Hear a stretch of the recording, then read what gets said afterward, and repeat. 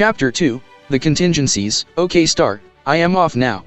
Righty-ho, Galaxy, if anything we need to be prepared to expect the unexpected. You take care now. I'm going to move forward and recon the area so it's fixed if it is broken. Engage the plan, the contingency plan, and the code of conduct. Right, got it, thanks Star. Let's do this.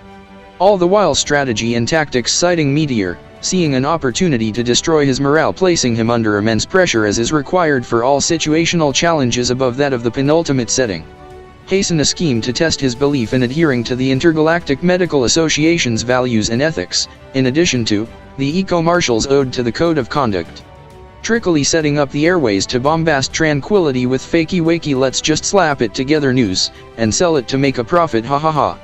Making for one rather not so happy Cosmos, accustomed to the melodious percussion of a big bang or two, who unfortunately had to put up with the adjudicator's rendition of Foxy Woxy Tell It As They Want It Not As It Is, which went on to echo continuously. Meteor, listen up, I can end your pain and suffering, just tell your friends to come straight to you and give up their challenges. They will fail the engagement but you will be able to complete yours. So you see it's okay, they will not mind, as your code of conduct wants them to put the benefit of others before themselves. You are doing everyone a favor and that's it, game over. You all can chill out and relax. As anticipated, all the junior Eco-Marshals' resolve, commitment, grit, and determination tested to breaking point, as a continuous audio loop just regurgitated the following narrative over and over and over. Who would have thought it was going to end like that? You know, not punctuated with a full stop, but with an exclamation mark. The irony of it all. So, what happened, you ask? To be frankly honest, I do not know. First, it was here, then it was there, here, there, here. You know climate change is fake. No, it is real. No, it's fake, and now, wow, you know more than I do. Actually, you know more than I do, because you are the one who did it. Let us see. You filled perfectly good oceans with plastics, toxins, poisonous chemicals, and all the trash you could possibly dump into them, slowly killing every life form that flourished. Now it is a septic waste pool. And if that wasn't bad enough, all that fresh breathable air, you went and pumped your poisons into that as well. Now it's just about all gone, you know, like zero. You know, like nothing left. Wow, talk about dumb. Now that deserved an exclamation mark. However, here is the real silliness of it all. You all knew the outcome, you called it. Let me see. Oh yes, COP1 in 1995, aka the so-called United Nations Climate Change Conference, Conference of the Parties. Party is right, all those happy hours. Now let me see all the effort spent on COP1 right through to COP27, that is 27, yes that is correct, 27, let me write it one more time, 27. Progressively, what did all that effort achieve? Well, let me tell you, could it be a reduction in CO2 levels year upon year? Upon year? Don't be silly, wake up, and smell the roses, as you really don't want to wake up and smell, metaphorically speaking, the carbon dioxide, because there are no more roses, as that is really, you know, just truly dumb. There you go, another exclamation mark. Do you think the environmental scientists received any acknowledgement for all their research, year after year, of presenting ever more dire warnings? No. Critically, and as dumb as it may sound, you will most probably plan for COP28. Oh, wait 1 minute, what about those waiting for 2030, 35, 45, 55, 65, 75 and on to think about doing something other than purposely polluting Papatuanuku, Mother Earth of life and humanity's life support ecosystems? Now you must admit that is truly, you know, really just the ultimate counterintuitive proposition ever to living a healthy, happy life. Perhaps you will call it COP 100? Oh look, the first question mark. Nah, I don't think so. If some cities remain above water, it will be called nearly submerged underwater COP 100. Now I see why the exclamation mark came to be, to highlight how dumb you are. But wait, there is more. There you go, another exclamation mark. Yes, there is more, or should I say no more, like no more land to grow crops on, run on, to walk on, and oh yeah, and to live on. You melted all the polar ice caps thinking I can drill for more fossil fuel, didn't you? And I will be rich, and now you have to learn how to be a fish. By the way, fish do not exist anymore. So well done, dumb stupid as dumb does. Oh yeah, what did COP1 say to COP2? I don't know. What did COP1 say to COP2? I didn't know there was an encore performance. What did COP50 say to COP51? I don't know. What did COP50 say to COP51? Hello, is anyone there? I said hello, is anyone there? Hello. I said, is anyone there? Oops, there is absolutely no life. Just nothingness. Yep, it's all gone, finished, poof, it's all gone. Maybe they should not have had so many encore parties. Oops, performances. Had they listened to the scientist in the first place, can you imagine all the awesomely wonderful techniques and technologies that would have been fast-tracked and made for a fabulous quality of life for life forms? But no, that is not what happened, is it? Oh wait, before you go, this has just come in on the Doomsday Earth You Caused the End of Humanity, Climate Crises Catastrophe News Special. It reads, the ice shelf holding back the Thwaites Glacier, capable of raising sea level by several feet. Well, it is eroding along its underwater base as the planet warms and will drop off, opening the gates to billions of tons of ice floating and melting into the ocean, ergo, near biblical floods. Now take one guess who's warming the planet, and which planet it is. Well done, dum-dum, yes it is you, and yes, it's your planet. On top of that, there is the forthcoming 2030 to 39 9-year lunar close to Earth cycle of Earth's moon's 18-year lunar wobble. Significantly, this is the most dangerous period for flooding, as the moons close to Earth's gravitational pull are at their strongest and will not decrease in intensity until 2039. Noticeably, the impact of the close Earth cycle will undoubtedly exacerbate the ocean's regular tidal levels to possibly the highest recorded tides in history if the Thwaites Glacier disappears anytime soon. Well, there you go, you are without a shadow of a doubt of Mars' 2 moons. You know it, just dumb, period. Guys, try not to focus on the fakey wakey silly humbug baloney hogwash gobbledygook blasting out over the loudspeakers. My analysis indicates the adjudicator's objective is to generate a state of discontentment leading to resentment, frustration, and utter contempt for our fellow Earthlings. And have that manifest in our behavior towards each other. More importantly, conduct your research into the message's validity. Star commented, going on to say, remember, if it's broken, let's figure out how to fix it, and rock on. Which rebounded to, you got it from Meteor, and you know it, from Galaxy, followed by, as the awesome one of the business standards LVM would say, it's the putting right that counts, so let's fix it, from IMAX.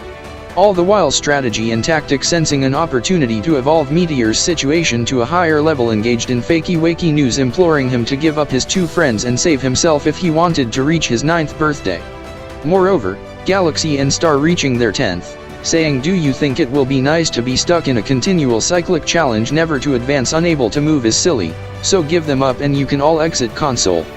Tactic quickly followed up with deep fake news humbug, really silly and condescending auditory of Galaxy and Star, implying he should have known better and that he caused the situation they are all in now, which played on a continuous loop. Characteristically, he thought, going on to analytically postulate, thinking rather deeply, pondering, diving deep into the grammatical connotations of the gobbledygook, contemplating with such a literary intensity worthy of accolades, said the most profound statement, nah. It was the most insightful, one-worded, philosophical, theoretically rational postulation of intent ever said by an 8-year-old stuck in the dark in deep space all by himself alone, going on to say, I know Star and Galaxy will never talk about me like that, that is just not who they are. They believe in my potential as I do in theirs. It is definitely fakey wakey news. I need to concentrate. Check, I got it. The Grandmasters said to contemplate, sit for a fraction of a femtosecond, then get up off my asteroid. Yep, I understand what they were saying, check and double check. Every time I hear the fakey wakey news playing, I'll use it to my advantage. I'll smile, chuckle, and laugh a wee bit, but not waste my time dwelling on it. I'll breathe in deep and oxygenate my capillaries and say thank you for the comedy show, swiftly continue, ready for an encore performance. Check and double check. Hastily, strategy speedily put in place a ruse allowing Meteor to overhear, tactic planning an ambush for Galaxy and Star as they approached his position, to determine the impact of the audio on ethics but mainly on friendship. Unexpectedly, to everyone terrifying disbelief, and not a part of the 3 adjudicators' input or scenario planning whatsoever, as a deafening explosion echoed, bouncing around, its ferocity flung everything in the challenge's general location chaotically in complete acoustic disorder, amplifying the percussion from the blast, leaving a loud ringing noise in Meteor's ears. Disorientated, he stumbled and fell, getting back up just to fall flat on his face. Meteor, hear my voice, for I am Guardian. Rise, for your calling, beeth of healer, Eco-Marshal, the protector of the vulnerable, for their shield you be, Vanguard, champion of the glorification of the good, let not your empathy or compassion know no stranger. Regaining consciousness, or so he thought, Meteor supposed aloud, wow, that was totally awe-inspiring, with a feeling of familiarity, like I already know and have met Guardian. But why do I seem to be the target so often? Am I simply just clumsy? Is there a humongous bullseye painted in neon brighter than bright, glowing and flashing profusely on and off, more on than off, on my forehead and back? Not that I would wish my ill will upon anyone else, no, never. If I apply the growth mindset and think, okay, it happened for me, not to me, what a load of melted jelly beans. On the other hand, can I make something else more super duperly delicious out of the melted mess? Well, does that mean I have to experience bumps, bruises, and catastrophic collisions all the time, then pick up the pieces and try to construct a hadron highest energy particle, electron collider? Maybe facilitate the fabrication of semiconductors from old-school nanowire synthesis by using a highly condensed formulation of silicon through a catalyst-free etching procedure, producing ultra-little silicon nanowires to use as semiconductors. Still in a state of I am not sure what's going on, let my brain chill out a bit more as Meteor continued on his cataleptic unconscious thinking while not thinking, going on to think. Is there more to it, what I do not know than I currently know? Is it proper to feel insecure at age 8? That sucks if 8-year-olds are supposed to be preconditioned to freak out at life's quagmires. I mean, melted jelly beans, that's enough for anyone to deal with, don't you think? Then there is the darkness. Why do I feel so inadequate when it comes to dealing with it? Why do I find it so difficult to cope with? It's only darkness, but the sheer mention of a thought of it, and I tremble. Let me see, I have used conscious strategies to reduce the flood of unpleasant emotions that keep bombarding me as if I am an old worn-out space station left to drift in the outer rings of Saturn. Why are my eyes zipping here and then zipping there? I am in the dark. Stop doing that. Stop it, please. There is nothing to see. You are only making me more terrified. Come on, growth mindset kick in. I am scared of being scared so often. How can I help others if I can't help myself? Or is the answer hidden in the melted jelly beans? Do I need to solve these impasses of my cognition that manifest into my behaviors? Is that the solution? Do I need to come to terms with darkness? Yeah, right. Easy to say. Come on, growth mindset, help me out here. Oh well, one jelly bean at a time, I suppose. At least they are still edible and yummy. Actually, I like them all squishy, melted and gooey. Okay, growth mindset, let me see if I understand you correctly or in a roundabout way. If I am scared of the dark, I need to turn it into a large lump of a hump of melted jelly beans. No, that is not it. Okay, I need to accept that it is what it is, dark. But dealing with what I can't see freaks me out. At least I know that darkness equals fear, which begets my crying because I am terrified of not being able to control the situation I am in.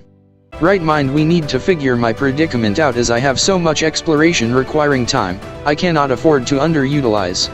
Waste because I am crying over melted jelly beans. You know what I mean. Snap out of it and let me know when you have sorted our quagmire out. Just need to keep working on my fears, that's what the growth mindset says. It's not a one shot to the moon, wham bam click of my fingers, and hey presto, I'm super dude. Open the Weetabix cereal box and kaboom, there it is, one spaceship ready to go. Oh no, it's train. Practice, that's how the mind grows. Okay, well done, super duper fantastic, then get up off your asteroid and make it happen. Let's go, come on, get up dude. Come on mind, get with it, wake up. Oh, well that was freaky, my vital signs are normal, and there are no indications of physical injuries or trauma, fingers crossed, Meteor thought to himself. Understanding the severity of and applying first aid to what injuries he identified, started searching and scanning the area. His priority was other casualties. What had transpired was the latent discharge of categorically aggressive shockwaves having covertly amassed, looking to overcome outer biostructure's defenses. Sensing a mere murmur of an exhalation of a sigh from the ship's outer biostructure, seizing a nanosecond in time, the decrepit malware, aka invasion of sinister intent, pounced upon the opportunity, ripping and slashing, crashing and bashing. Yelling out, "Bring that piece of trash here!" How ironically satirical. It's a discarded piece of Earth space trash. Ha, ha, ha. Bring it here now and smash it into the biostructure. Use your heads and ram it in quickly. All of you dimwits, head bash the Earth trash into the Earth spaceship. As splinters of light's spectrum filtered through the fracture, shouted out aloud. I've got you. Okay, you online trolls, let's go. Time to do what you are known for, hurting humans. As an overbearing, gnarly, flippant, cynical ha ha ha penetrated through the crack echoing in the hull, a sign of what was to befall all in their way. Meanwhile, back on the command deck, like a well-choreographed pantomime, the action played out, and within a fraction of a scintilla of a nanosecond, a flurry of activities erupted as the crew quickly initiated their emergency protocols. Aye, Captain. followed by a constant flow of technical commentary confidently reverberated throughout the command deck. And with what seemed an eternity conveyed in a blink of an eye, Arthurian replied, "Chief, there's a severe gamma ray storm ahead, tack to starboard, we will be clear in 5 million miles, then tack to port, aim for the outer quadrant of Orion's belt.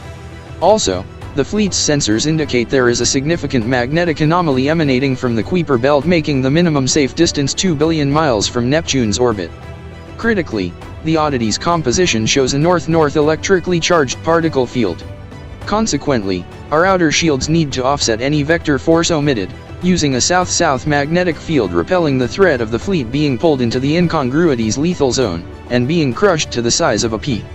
Thanks for the data update, drone," Chief conveyed, going on to say, "Sextant, chart our current position and feed in the new info, setting course to the front of the gamma ray's turbulence, and concentrate all the atmospheric shields from the inner troposphere to the outer thermosphere, and intensify them at the stern.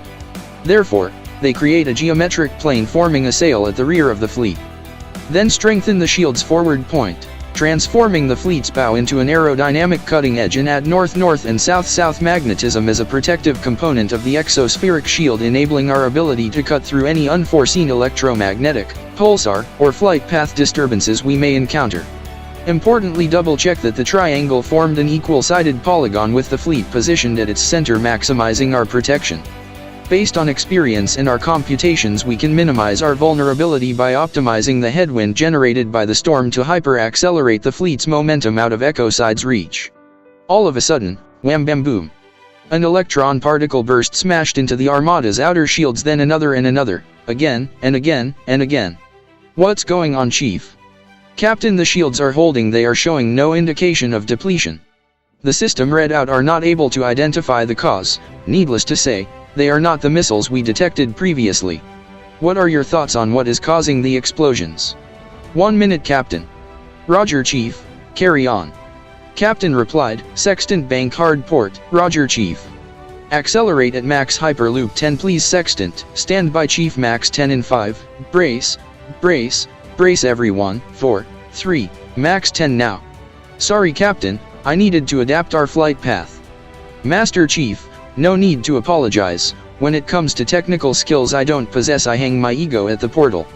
You have and will always have my trust and gratitude." "Thank you, Chief, please carry on." Aye, Captain." "Drone, Sextant, once either of you have identified what impacted us, especially why we were impacted, please inform me and the Captain immediately, please." "We are on to it right now, Chief."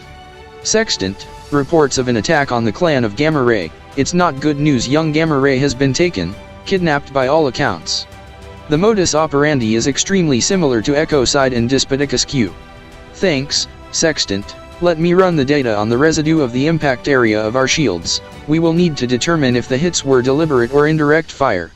"Okay, the data is coming through. It reads the detonation point originated from whom or whatever attacked Gamma Ray. It appears to be a new weapon category, one we had never encountered before, a mix of supernova, gamma ray with the magnetic force of a supermassive black hole given the distance it came from. Therefore, based on the data, I believe it is most likely the despotic duo Echoside and Despoticus Q, as they don't aim, they just indiscriminately shoot to kill, hurt, harm and maim. Once you have gone over the data, please let me know your conclusion so we can brief the Chief and Captain.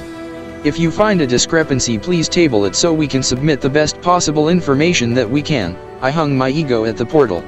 We'll do onto it right now, and ditto, my ego is next to yours by the portal." "Sextant." "Yes, drone." I picked up on several very short audible tones mixed in with the data. Whether they are parts of a message embedded in the missiles or attached themselves to it, I cannot work it out. Nor is the sound comprehensible, but they are similar to that of Dimorphos and Didymoon, the asteroids used in a head-on collision. It was an experiment designed to change the moonlet's orbital speed by a fraction of a percentage in a bid to demonstrate a method of deflecting an asteroid for planetary defense using the kinetic impact techniques. I ran the tones for comparison and they are an exact match. Based on the match and the fact Didymoon was not the primary target of the attack, my conclusion is that the message scrambled either deliberately as a consequence of being detected when it attached itself to one of the missiles or was struck during the attack. Fantastic analysis, drone. Let's go and brief Chief and the Captain. You lead out, you brief them on the message, and I will continue with where the attack originated from, against whom, and why? Roger that, Sextant. That works for me. Captain, Master Chief, we both have cross-checked each other's findings, and there are two categories of outputs from the same input. As the indirect fire is at this juncture of higher importance, I cede the chair of the Knights 12 to Sextant. If you would start with your presentation, please. I will come in after you finished. Thank you, Drone, Captain, and Chief. Well, based on the firing point and the duo's MO for attacks, the most likely target was the Gamma Ray clan, and as for the hit, it was to kidnap one of their kin. The following findings substantiate our supposition that based on the unique composition of the projectiles, a combination of supernova, supermassive black hole, and gamma-ray particle matter leads to why the attack occurred. Moreover, the reason we sustained multiple hits harps back to the duo's modus operandi, in particular their devilish disregard for the safety of anyone and thing. Their mentality is, to point mass destruction, in the general direction, shoot, and let us see what is obliterated, blown to bits and pieces, fragments all vaporized approach. However, we now clandestinely have a blueprint of the weapon system they now use. But detecting the system and reacting to them is difficult given their speed of flight and the power of the supernova. Unfortunately, the lethality of the weapon is augmented by a factor of 10, based on the abduction of young Gamma Ray and his likely inclusion as an explosive component of the missiles. Our shields can only take so much pounding, a factor for consideration in the upcoming Armada's SRA, the security risk assessment. Drone, if I missed information, feel free to include it in your presentation. The chair is yours. Thank you, Sextant. Captain, Master Chief, there is a lot to unravel. What we have been able to discern is the uptick in activity emanating from Papa Tuanuku, Mother Earth of Life, by her inhabitants, which is once again but an important factor that is indirectly attributed to the attack. Embedded within the projectiles was a message that most likely reached its intended recipient and then self-terminated. There was only a very limited amount of audible data remaining. Once cross-checked, a match was made identifying Diddy Moon, the asteroid that may be involved in the Earth data program. I surmise there is more to uncover with data, so it will also need to factor in the Armada's forthcoming SRA as well as the increase in space debris now accumulating and moving at a phenomenal pace. Sextant, Captain, and Chief, questions please. Drone, the tones, and the extensiveness they traveled, is it feasible to be used as a redundancy for broadcasting of communications over long distances? Chief, that is an excellent question. Based on the limited information on hand, extrapolating the technical aspects, I conclude it is highly possible, but the energy output required makes it viable only if the energy source is available, which it is, so yes, it would be feasible as a contingency backup. The practicality of accessing the energy is a matter of coordination.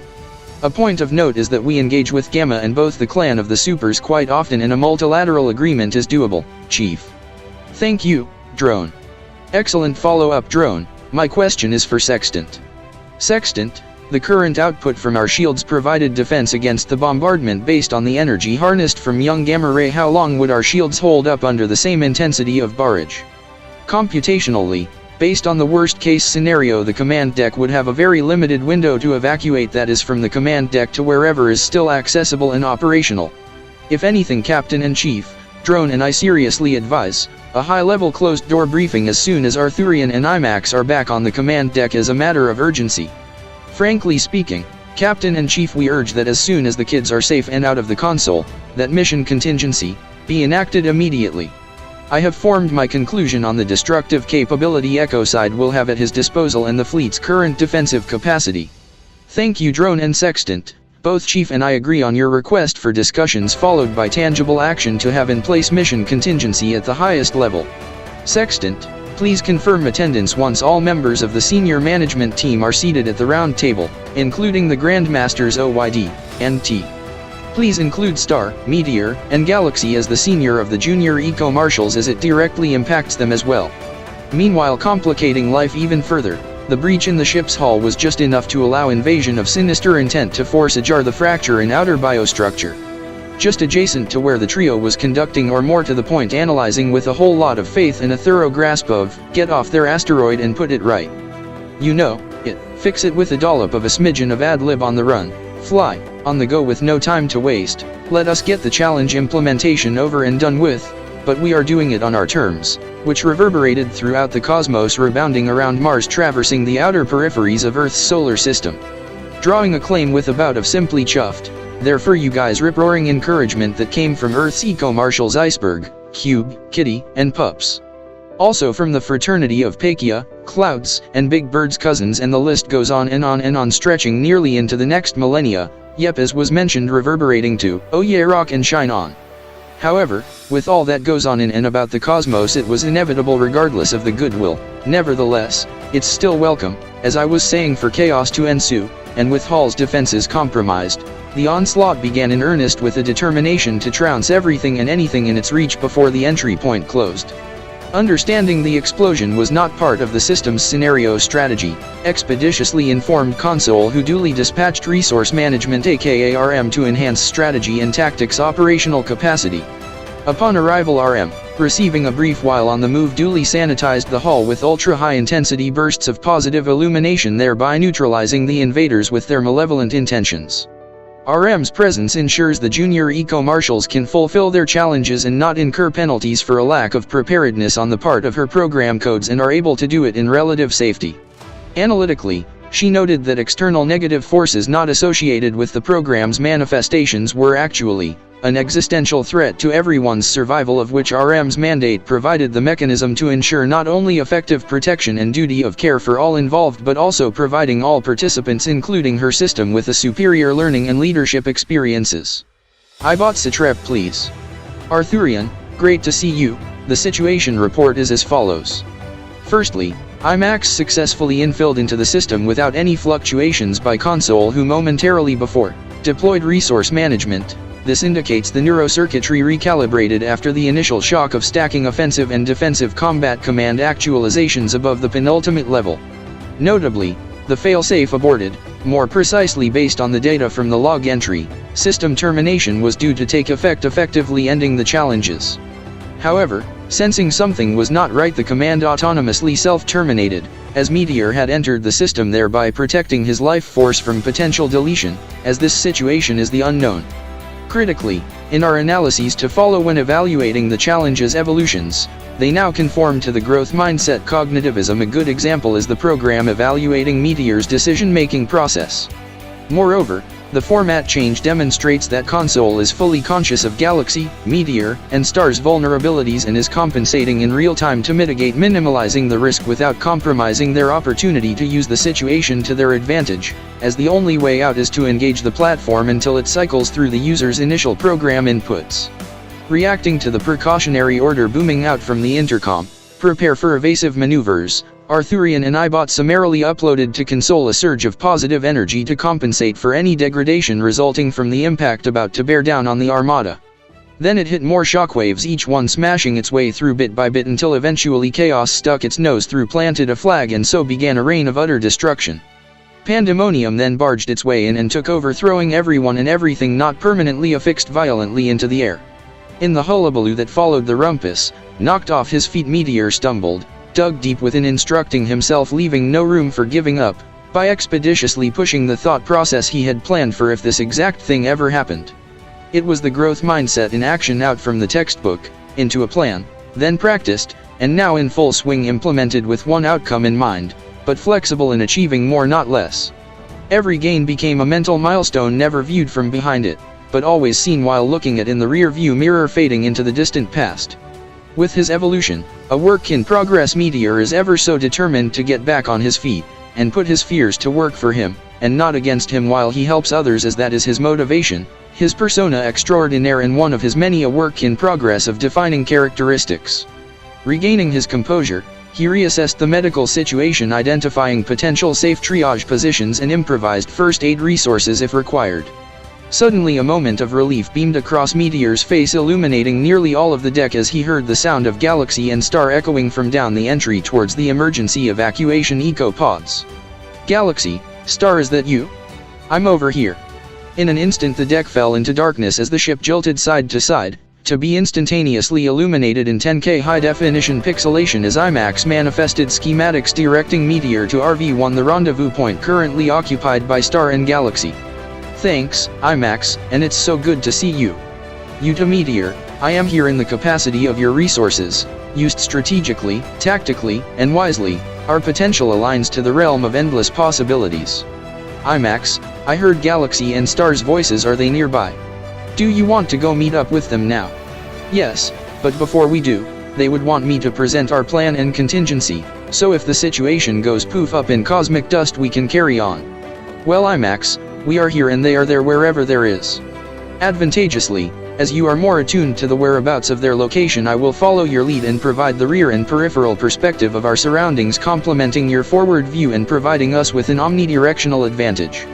Our contingency is to stop while taking cover if possible and then reassess our situations, thereafter decide what to do depending on our immediate needs. Excellent brief, Meteor, Roger, lead out on your command, IMAX. Okay, let's go. IMAX. Yes, Meteor. IMAX, you know how Arthurian says go, with our smarts, what does he mean? I have sort of an idea. Well, Meteor, let me use the silly dilly blah blah blah heard over the intercom about COP 100, oops I mean COP 28, oops COP 27, that's it. Right, you know Papa Tuanuku Mother Earth of Life had everything worked out for humans to enjoy an awesome stay at no charge, just look after the place like you know, don't turn home into trash, just to make cash. There was free clean air courtesy of the clan of trees, crystal clear water to hydrate their capillaries, and an abundant supply of nutrition to power their cells. Well, Meteor, you need to understand every single life form, life force, entity, being yes human as well, every individual quark now that is billions upon trillions of life with the smarts, each can do something the other may not be able to do. When we bring those attributes together for a positive cause, then we can accomplish so much more and with greater efficiency. So in essence, the smarts are in everyone, ergo we are all capable of doing greatness to the factor of 10 squared. Now, back to COP 27. Well, not a very effective use of their intelligence, which by the way they are all extremely brilliant COP participants, but here's what Arthurian alludes to when he talks about our smarts, it is how we use our individual skills, knowledge, and experience to the cumulative value which somewhere along the COP forever conferences, it all went wrong for Mother Earth of Life, but who profited and continues to profit from her misery? Those cartels, oil that is. Especially, now as the climate crisis remains near irreversible, but if not stopped the consequences will not be good and will be cyclic, not a very smart use of smarts. Well Meteor, on your galactic adventures like me I always think of where is the next bucket of hotly popped popcorn going to come from. You see, I'm always one pop of a pop ahead of the popcorn bucket before it runs out of popcorn, and that's my smarts. Put that with your smarts and we have the makings of something amazingly awesome with oodles of hotly popped popcorn. Wow IMAX, truly poppingly great advice hot off the popcorn press, I get it, the smarts reside in every life form, it is how we use them that brings about poppingly popping results that make a difference to our survival.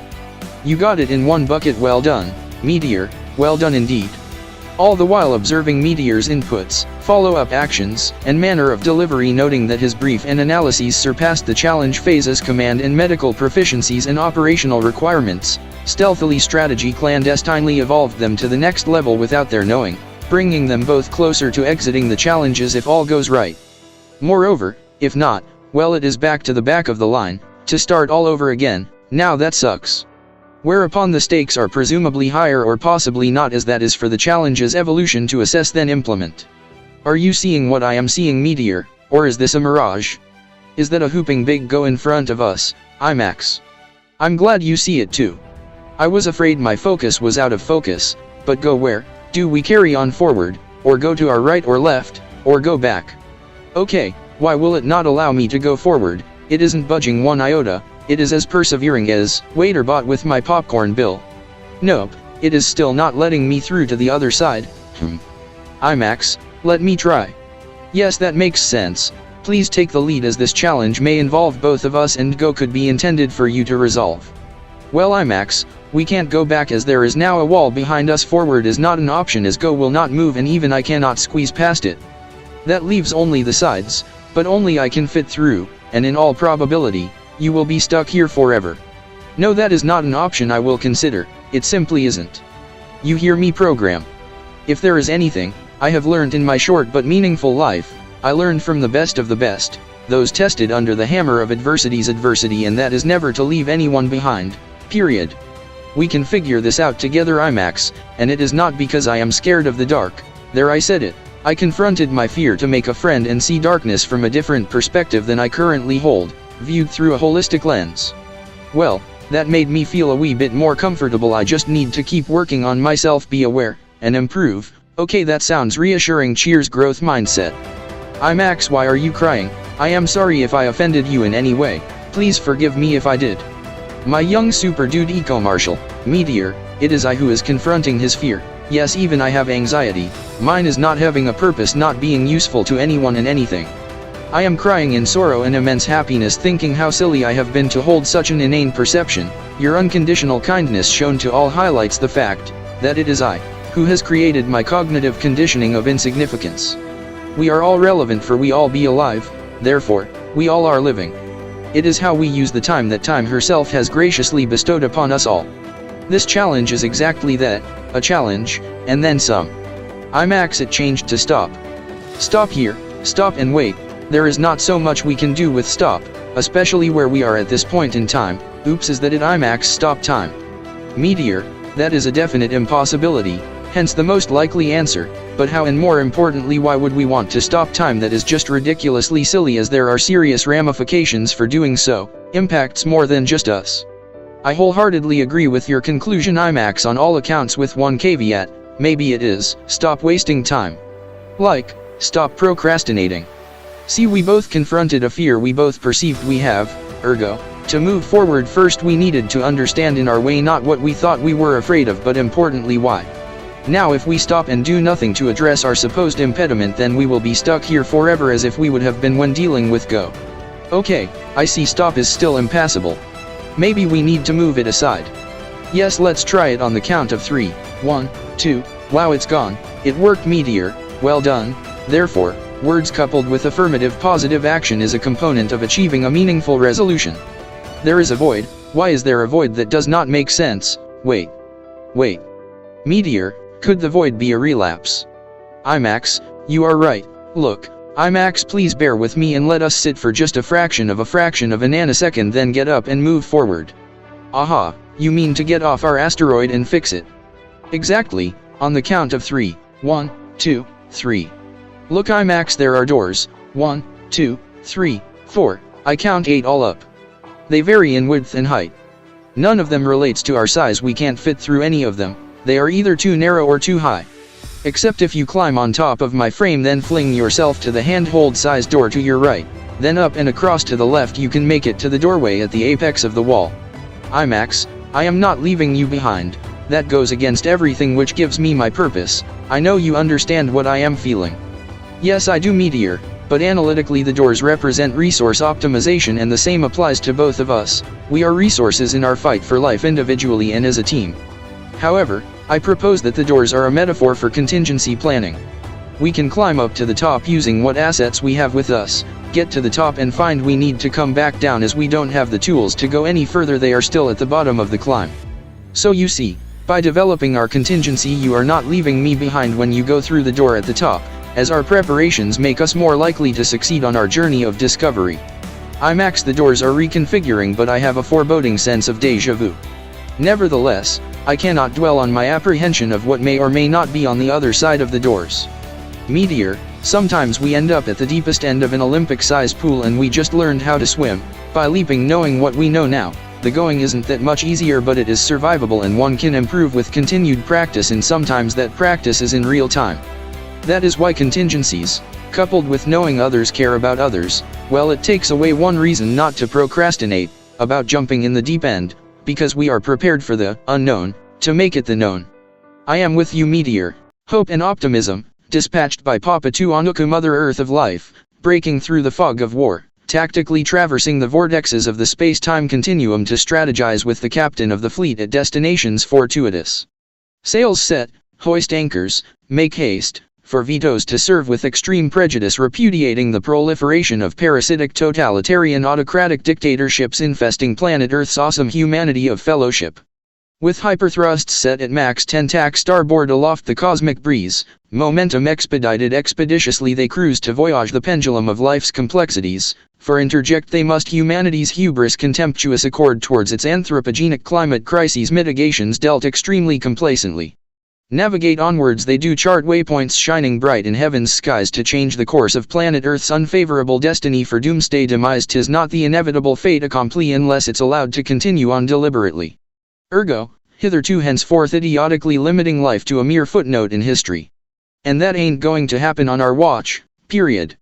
All the time lying in wait is the dogma of doom's dictator of dictators, chauvinist of chauvinists, the master coup d'etat trickster of coup d'etat tricksters, the sneakiest connivingly evilest of the online troll of trolls, totalitarian's master of badness acclaiming its self-imposed reign over the cosmos and beyond ecocide, and his puppet on a string minion of minions despoticus Q.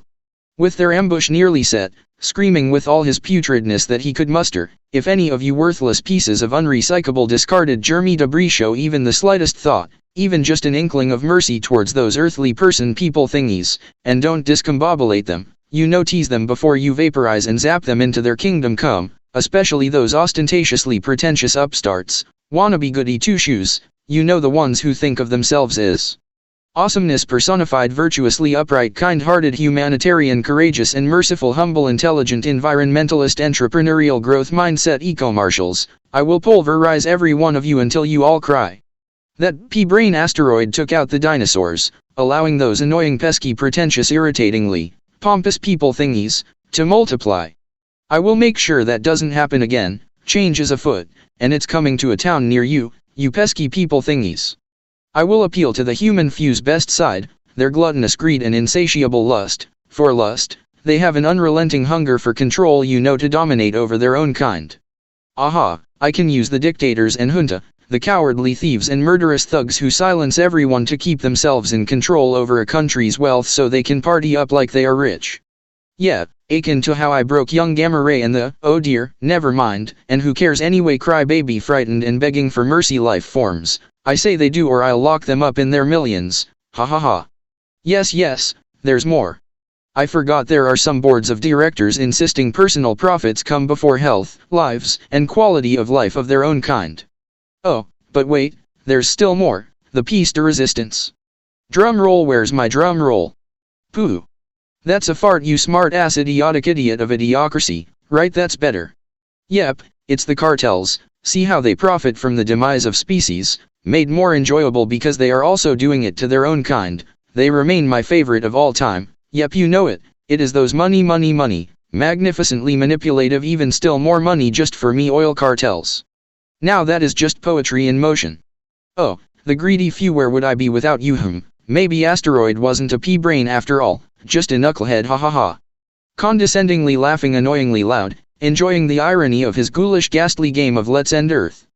Sycophantically salivating as he doesn't need to do anything, humans are doing it to themselves, poisoning their air, food, and water.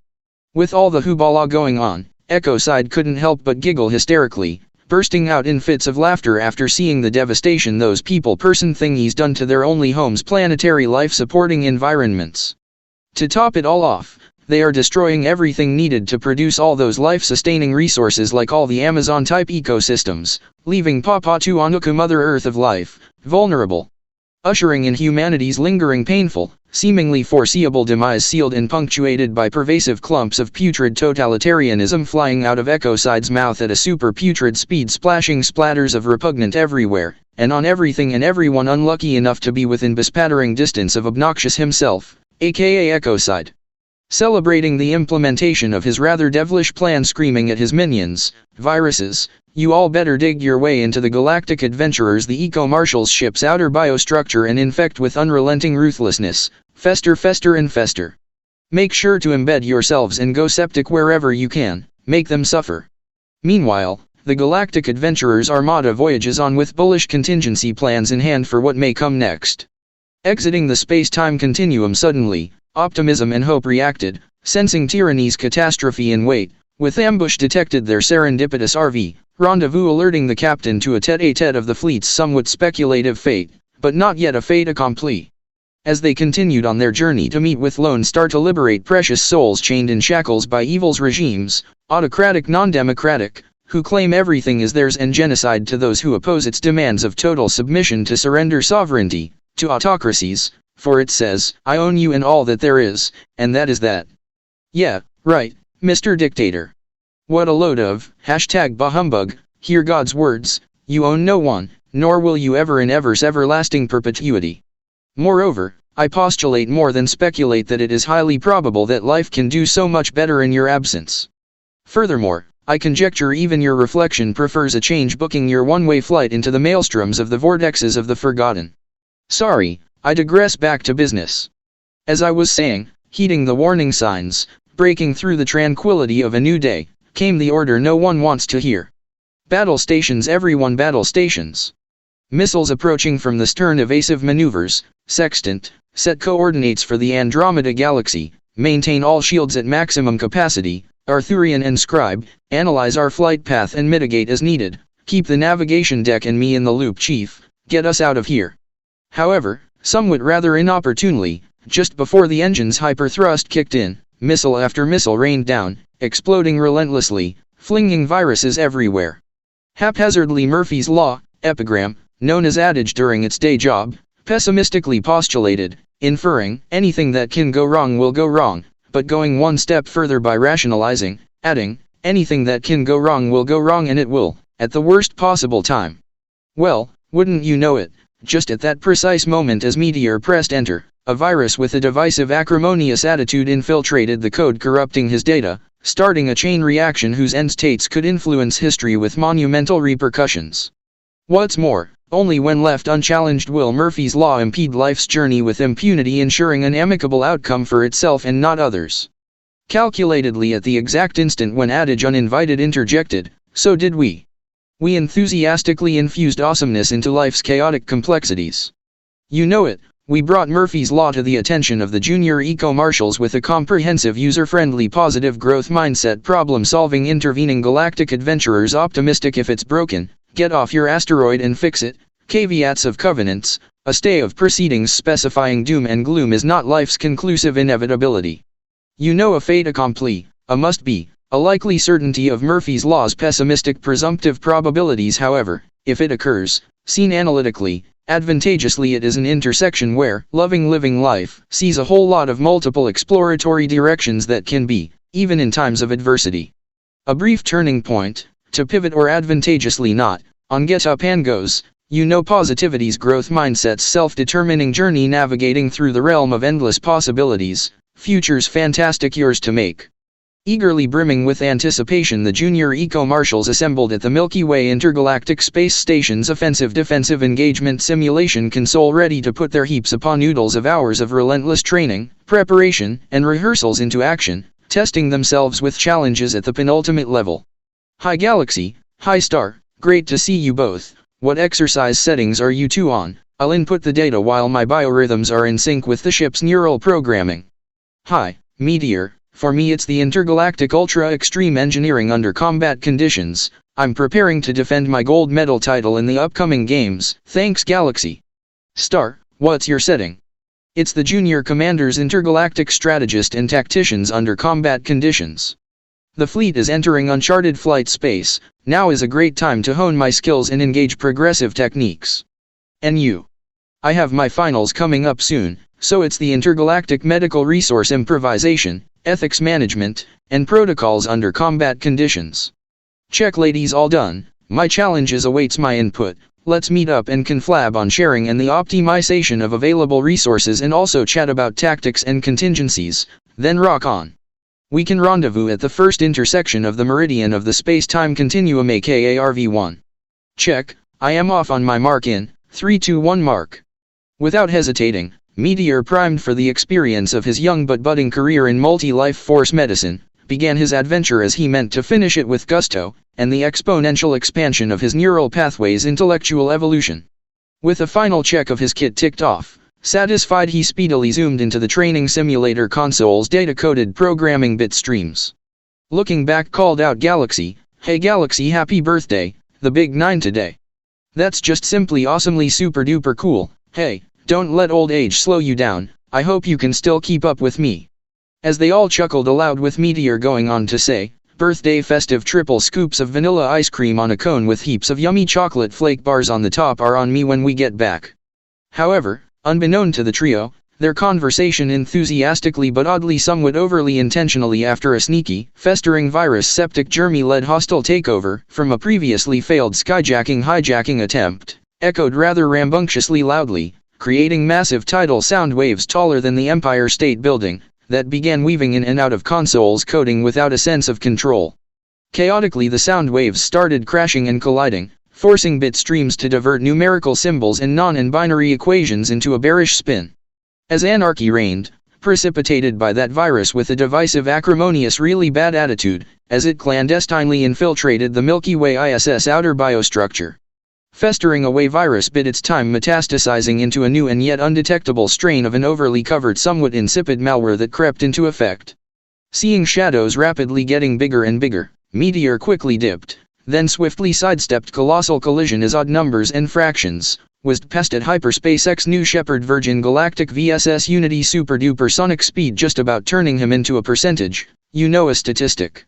Quickly shuffling left, glimpsing addition subtraction and multiplication hurriedly coming towards him faster than the speed of light, zealously zipping right behind them flying nearly as fast as Mr. Scotty's Star Trek's warp speed, came shares and stock options accompanied by unique corporate bonds zooming at super-duper hyperloop speed. Who intuitively, recognizing short selling rushed in multiple batches of hundreds of thousands upon thousands, ricocheting this way bouncing that way whizzing just missing Meteor's head. Meanwhile, square root along with algebra's clan of numbers, variables constants, and expressions, and linear and quadratic equations, all took defensive action crowding together, and huddling so low they just about went into receivership, deficit, in the red foreclosure with shares in a near state of total fall waiting on the closing bell. Seizing the moment, prime numbers flew into action with if it's broken fix it mentality, recalculating, recalibrating equations that were lying scattered all over the show, in an attempt to stabilize their input data, before that sneaky diversion could create a lack of confidence and alter the trio's challenges info sequencing. With prime numbers' portfolio of success rising as corrections took effect, as certainty permeated, shares shot up nearly through the market's roof smiling as they rebounded in anticipation of consumer confidence and sentiment settling in predicted a buoyant position with positivity on the horizon and brighter futures fantastic all ours to make, on its way. Slowly but surely order returned, as Meteor began the process of assimilating into the program ready to start his day of advanced personal and professional challenges with a bang. Conceitedly rather overbumptiously, arrogantly malware, aka divisive acrimonious virus with a really bad bedside manner like non-existent operating in surreptitious sneaky mode, attempted to conceal itself hiding trying to keep it top secret, hushed up, kept in the dark, drawing a veil of cover somewhat like autocratic bah-humbug puppet politics. Then suppressing while trying to sweep whatever it is under the carpet and glossing over covering up the disruptively dangerous hullabaloo kerfuffle it created in program's challenge coding from the trio. As with 99.99.9% of life, it is oblivious to the skullduggery going on and about it, not that life is ingenuous, or naive, just that trickery, is just that, sneaky and underhanded by design. So opportunistically, during a brief moment of transcendental contemplation, Galaxy lightheartedly recounted hers and Meteor's cheeky friendly birthday banter and hypothesized of the trio enjoying ice cream together on their return. Turning a challenging day requiring a somewhat commandingly business face outlook to the most momentary brimming beaming brightest amused expression, with cheek-to-cheek corners inverted display of joy there has ever been. Flashes full of friendly fun and banter, and the anticipation and enthusiasm of the challenges yet to come. Yep, that's right, it was a smile so bright that it could light up the darkest side of Earth's moon, as Galaxy being part of the trio, felt like they were on top of the cosmos, and why not? Especially with all the training they endured during the Armada's previous outer cosmos interplanetary operational orbit. Accentuated by a wham-bang boom, Galaxy's jaw dropped. Hastily calling out Meteor, "Stop dude, stop. Come back don't go any further quickly turn around, if you can hear me Meteor, come back." The data synchronized as one setting, way above the penultimate level, and anything we have previously engaged. Look at the monitor, it appears he's already encountering complications, it looks like a magnitude 9.5 planetary earthquake, but that's his pulse it's fluctuating wildly, spiking into the next universe. I am quite sure whatever he is going through is not part of any scenario associated with his or even our challenges. What's going on? There on the screen is that Meteor, Or a tortilla being flipped up and down. Oh my gosh, it's Meteor. He's being pulverized, battered and bruised. No no no, stop flipping him upside down like a pancake. Program. You need to try to stop what is happening to Meteor this minute. His pulse rate is maxing out. That's it, I'm going in right now to help him regain the initiative. We'll use a whole lot of growth mindset with the get off your asteroid coupled with LVMs if it's broken. Fix it and Newton's third law to render Murphy's law past tense under observation. Go get our big-hearted super dude. I'll keep updating you while you're on the fly. Okay Star, I'm deploying on my mark in 432, mark. Righty ho Galaxy, safe voyage. Once I've sent the emergency alert I will follow you in. If there are any developments, as we said before, we'll brief each other on the fly. Let's remain on the offensive as Arthurian has taught us we all need to use our smarts and avoid forsaking gains and advantages. Right, done, Satrep sent. I've informed the command deck. Meteor's dad has received our situation report. I'm preparing to infill and will RV with you ASAP. I'll also keep tracking your movement. Okay thanks Star. Jumping jelly beans, I am only partly in the program but I don't believe it. What went on here? Oh my gosh, Pythagoras's theorem it's squished bent out of shape nearly unrecognizable, and worst still the poor theorem is barely usable, it's in an adverse state of discombobulation, it thinks it's a circle, oh the inhumanity of it all. There are no right angles, oh poor perpendicular, base, and hypotenuse, this is a tragedy.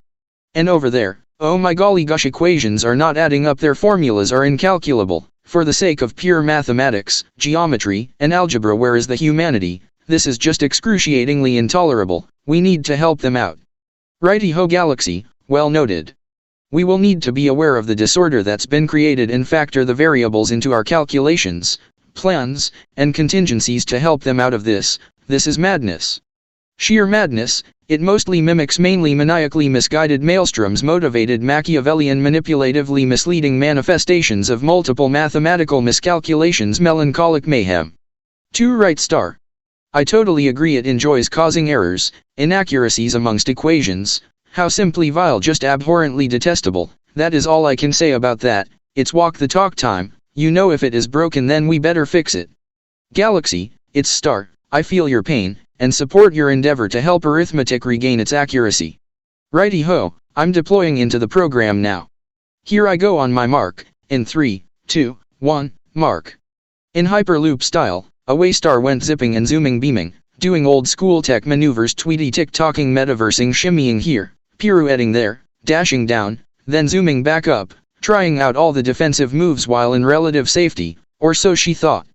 Nearing hypersonic speed, Star stepped on the green eco non-polluting accelerator, easily cruising at max 10 and loving the thrill, and who wouldn't?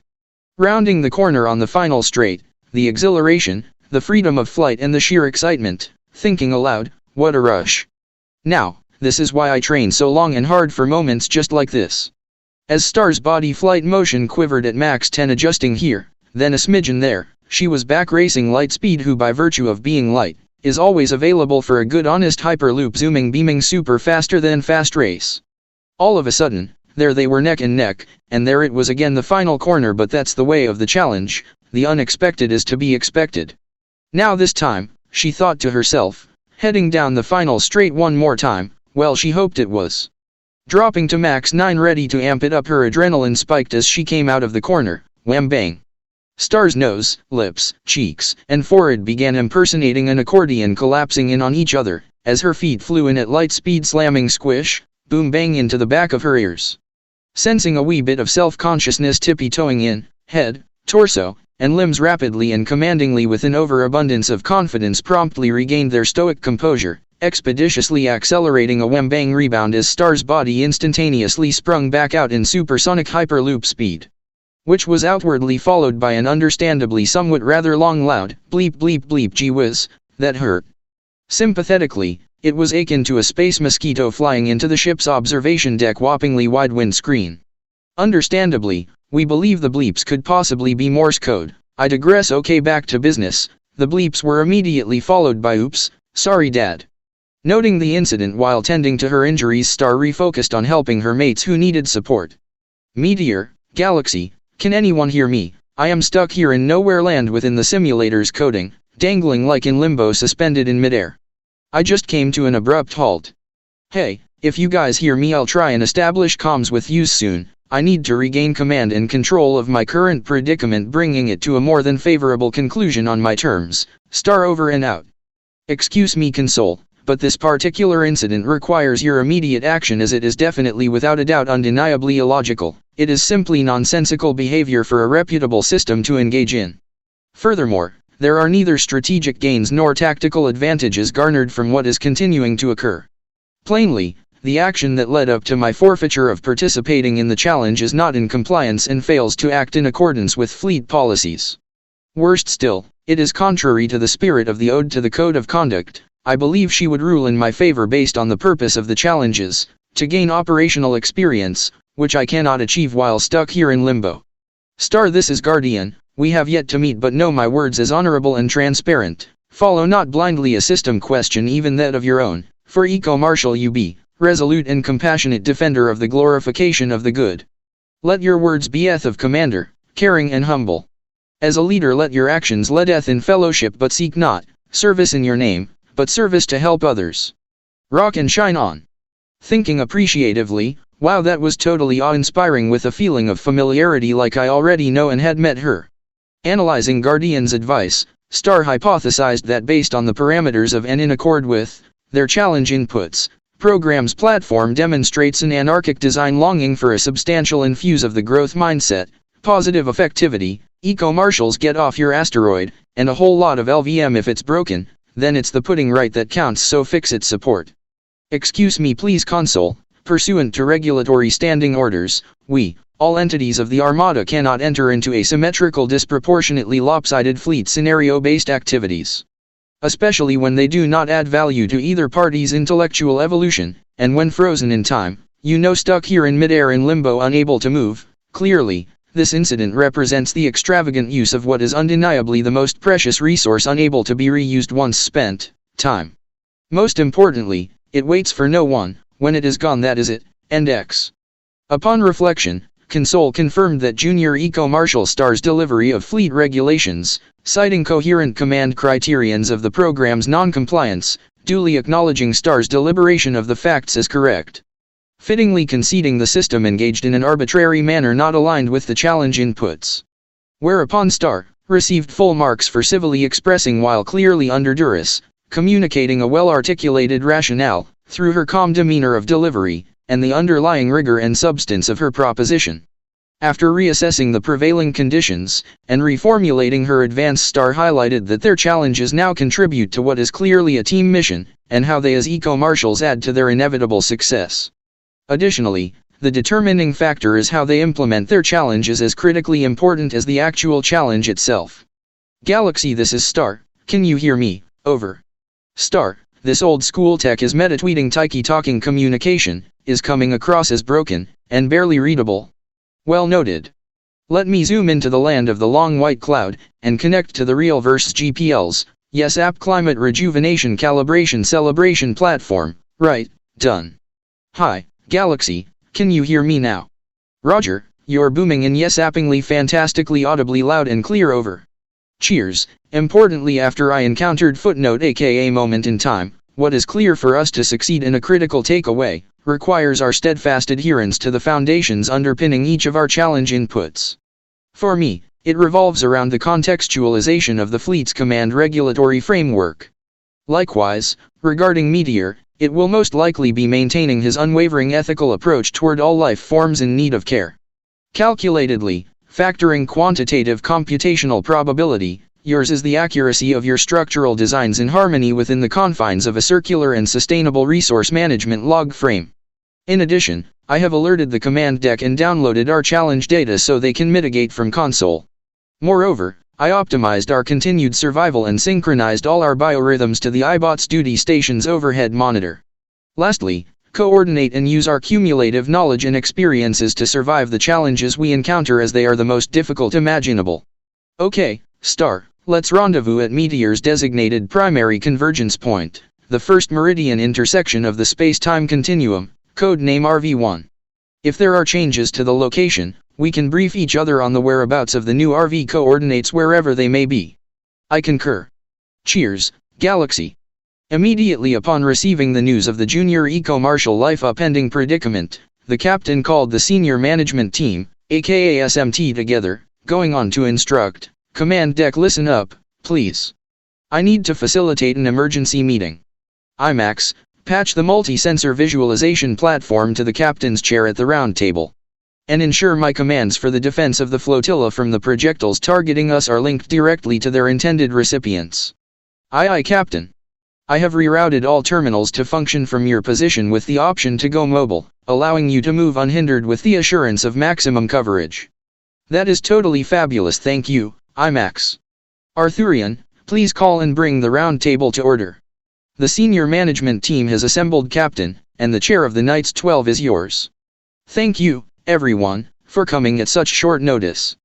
Maintaining command and control of our destiny and not caving to Ecocide's endeavors is critical to our survival, forcing us to cede unto fear's attempts, bringing the fleet into a spiraling state of panic and weakening our resolve. All said and done, let's ensure we hang our egos at the door. Mine is pinned at the front by the command deck's portal. Preemptively, given the current state of affairs, all decks will maintain a precautionary omnidirectional overview of the Armada's security with directive control to sound the general alarm warning and call all command structures to staff their desks. So on that note, Sextant, all defensive systems at 100%. Arthurian, would you open the meeting with the ode to the Code of Conduct?" "It's my pleasure, Captain. Hello everyone, please remain standing. We the intergalactic adventurers, the eco-marshals, endeavor to live life to its utmost potential every femtosecond with rapture and strive to put the benefit of others before one's self." Followed by an eco-marshal's spontaneous rapturous bout of applause, sending heaps of positive acoustic vibes beaming out across the galactic skies. "Please be seated, Captain, the chair is yours." "Thank you, Arthurian. Team, as we are aware, the fleet is under attack, and our kids' star, meteor, and galaxy are facing multiple challenges with dire consequences if they get their inputs wrong while operating in the console's neural pathway. Sextant, what resources can we deploy to support the trio? The critical point is, Captain, we need to ensure there is no interference with the sequencing of events in the settings as they will evolve to the situation as it occurs in the challenges that the kids face. Our support must be compatible with the system's functionalities." "Well noted, and thanks for the recommendations, Sextant. May I request the chair of the Knights 12, please, Arthurian?" "The chair is yours, IMAX. Go ahead." "Captain, and please correct me, Drone and Sextant, but my neural circuitry and that of consoles are compatible. Her bit streams and my pixelation stem from the same founding program so many evolutions ago, affording me the ability to interact seamlessly.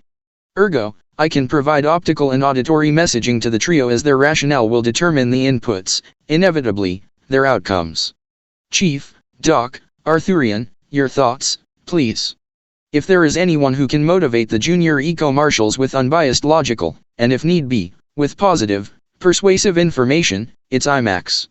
Chief said, going on to say, "Drone and Sextant, what are the risks? Foremost, the main threat is the console shutting down, and if that happens everyone becomes trapped in the system. The main question is, would IMAX trigger a closure? Given his compatibility and non-invasive outputs, such as audio and visual, all indications denote no, he will not, as the data IMAX screens will align with console's engagement programming, and that's positive. Therefore, based on the analyses outlined, I believe he is the most suited life force for this mission. I, Arthurian, nor the other eco-marshals haven't the communications provenance IMAX holds. Ergo, the risk of us triggering a system failure is too high. Ditto. I agree with Drone's analyses. Furthermore, there is an extremely high probability that IMAX will stabilize the program given his holistically positive biocoding. Thus, working with the eco-marshals and console systematically neutralize the virus as the challenges play out, negating our fears of the program autonomously resetting itself. However, if it does, with the junior eco-marshals and IMAX still undergoing their challenge, Arthurian will intervene, overriding the shutdown with a burst of high life force energy surge, aka the cosmos's ultimate prime code. Especially as this situation has never occurred, be it in the millennia past or present. Thanks, Sextant. IMAX, you have my warmest gratitude and mine, same here. Commanders, we are family, and I can help in this moment of need. Importantly, IMAX, you are authorized to deploy with immediate effect, and while in the console coding you have directive control to make command decisions. Thank you Captain Doc and Chief for your technical and moral support. I'll link up with Arthurian for strategic and tactical input, Drone for advice on quantum technologies, and iBot for navigational support reporting back to command. Okay, I need to deploy now before their challenges evolve to the highest level platform, implementing a transfer in 5, 4, 3, 2 seconds, mark. In a defiant move, Tyranny struck back with such a shocking surge of nastiness it caused the fleet's emergency alert systems to go haywire. Hastily, shaking off a split fraction of a nanosecond of a mere modicum of what the #panic expeditiously commandingly countermanded Tyranny, with a confident nonchalant but definitely not cavalier, audio blast of counteractive high-pitched cautionary caution communicating a sense of hey guys and girls get up off your asteroid, urgency. Duly emphasizing the need for haste but not panic as the emergency systems reactivated. It was like watching a balloon instantly inflating from pee-wee stretchy rubbery thingy to bigger biggest. It's in your face, there it is. As the missiles drew closer to the fleet. Captain, the rear sensors detected multiple projectiles approaching the Armada at hyperwarp speed, tailing our evasive maneuvers and closing in fast. Thanks Sextant. Arthurian, move the Armada to battle stations, and monitor the console, advise the kids and intervene, as and when deemed life-saving. Aye aye Captain. Arthurian replied. Doc, Master Chief, quickly move the fleet's protective measures up to Amber Protocols, take up your command positions, battle stations at the ready, please. Listen up, everyone, Junior Eco-Marshals if you can hear me, Arthurian and IMAX will directly support your mission. We will be defending the flotilla. Our primary focus is stopping the missiles at the outer exospheric shield. I cannot allow damage to the ship's neural circuitry, especially while you are all still in the program's coding which rebounded to a well-rehearsed flurry of movement and tactical commentary throughout the Armada. Meteor, Star, Galaxy, this is Instructor Bot, it's iBot here. If you can hear me, I have read the file and informed the command deck of your predicaments. Drone advises that we do not deactivate the program, which means you must navigate each situation and adapt to every scenario's evolution. IMAX has deployed into the challenge and will meet up with you all as he has, a brotherly infinity with neurals coding that stems from evolution's millennia in the making. Therefore, he'll be able to collaborate with console to fix coding issues. Arthurian advised that I remain engaged given my familiarity with the codes, neural and biocircuitry. Captain, Doc, and Master Chief, your dads and mums pass on their confidence that you all will rise to the occasion, as and when the need arises. Moreover, the Grand Masters said if you ever start to doubt yourselves stop and sit down for a fraction of a femtosecond, get up off your asteroid, and fix it. You know, if it's broken, whatever it is, just focus on understanding the situation and solutions, and optimize resources to aid in putting it right. Always remember you are eco-marshals, the ode to the code of conduct is the key. Star Meteor and Galaxy, I need to let you know that the challenges you will all come up against are real and not a simulation. Consequently, the consequences if mismanaged, are potentially terminally concludingly final, you know that is it. You will be in a perpetual state of challenges with no social life, just never-ending scenarios. Don't forget to use the Grandmaster's advice and engage your growth mindset training to formulate tangible solutions. Okay, team, we are all waiting for you, so shine bright and rock on through times of adversity, for triumph awaits your interdiction. Galaxy, did you hear iBot? Yes, I heard his advice and the finality of our mission. Thanks, that's how we will frame this, as mission not so impossible. Star, I'm picking up Meteor's biorhythm is fast and erratic wait, okay, it's leveling out, pulse rate is steady, and now it's erratic.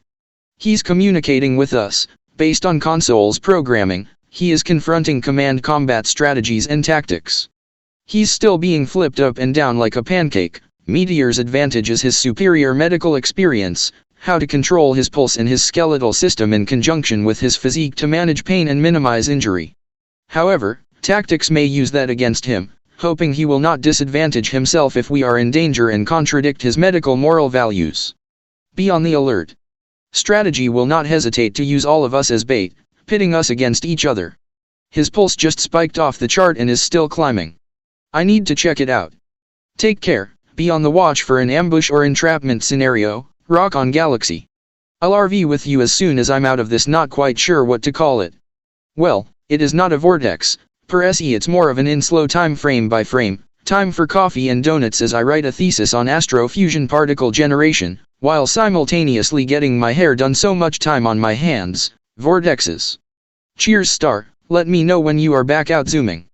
There he is, I see him, there's Meteor. What the jumping jelly beans is going on, ouch. Hashtag GWIZ, whoa, stop, hitting severe turbulence, been blown along nearly faster than Superman. Galaxy shooting forward like a tumbleweed in a tornado, shot down the corridor at max 19 and max only goes up to 10, flipping faster and faster, flipped over, GWIZ, tumbling over, ouch, wait, not done yet.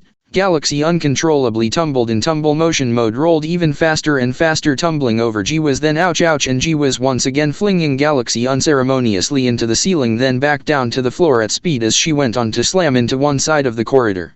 Going on to say, growth mindset, where are you, help me get out of this mess. Followed by what the hashtag ouch thump, as Galaxy ricocheted then bounced off the other wall. Until it happened. Oh yeah, now that's what I'm talking about, reaching out, grabbing onto whatever she could, and bringing herself to a tactical tumbleweed halt. Going on to say, bring it on, as Galaxy rebounded in a triple somersault, double flip with a half pipe, landing back on her feet. Alerting Star to the obstruction she may face as she makes her way forward, radioing back, going on to say, hey Star, I was caught in turbulence, be careful when you near the doorway. I felt like a flag stuck in a gale force storm with issues. I'm okay now, I've got it sorted. Wow. That was rough. I'm anchoring myself, right, done. I can see Meteor, he's caught in a vertical linear high velocity atmospheric swirl. Galaxy, I am still in this slow motion vortex, but I can read you, loud and clear, righty ho, you'll need to contain the twister, somewhere close to you are the escape inflation bubbles lining the corridors. Yep, I see them. Righty ho, you'll need to dislodge and inflate one on each end of the vortex. IMAX, if you can hear me, it's Star. Please calculate the trajectory, angle, and the spot Galaxy needs to hit, causing it to ricochet. Thereafter it makes contact with the far end bubble, causing it to open and inflate. Oh, IMAX, thank you, I see the spot is the object I need to throw, illuminated in bright orange. Change it to blue if it is. Yep, it changed. I've got it.